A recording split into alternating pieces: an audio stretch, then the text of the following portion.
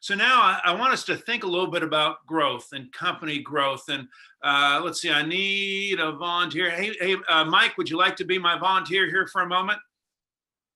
Yeah, go ahead. Okay. So Mike's business has secured a very successful consulting company. That's us, the rest of us, to come into his company on a Monday morning and help him decide whether his company is ready for growth this year. Are they prepared for growth this year? So we're a team, and we've all walked into Mike's business on a Monday morning.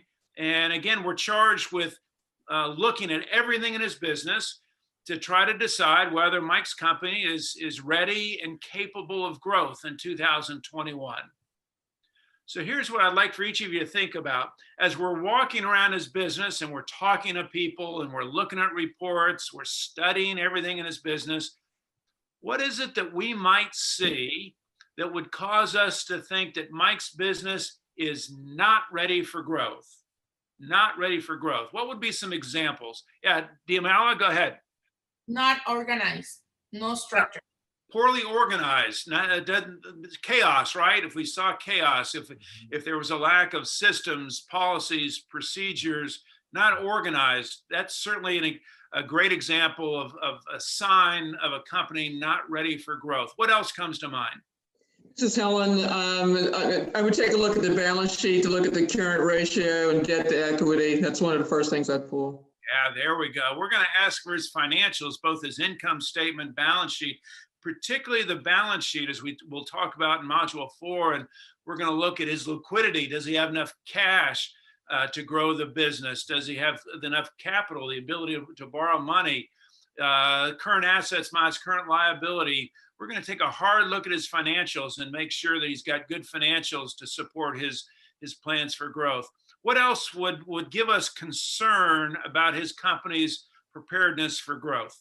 Besides the financial, the roles everybody is playing in their company, to see how they're organized and how they're working as a team to take it to that mission and vision that they have. Yeah, Margarita, that's a great example. We would want to look at maybe like an org chart and see how the company is organized in terms of people. And does he have the right team to grow his business? Does he have the right people in the right seats? Something we'll be talking about in depth in Module 3. So does the right roles in place, the right positions? Is the company organized in terms of his people? What else? Anything else that we'd look at and would cause us to be concerned about Mike's company's growth this year?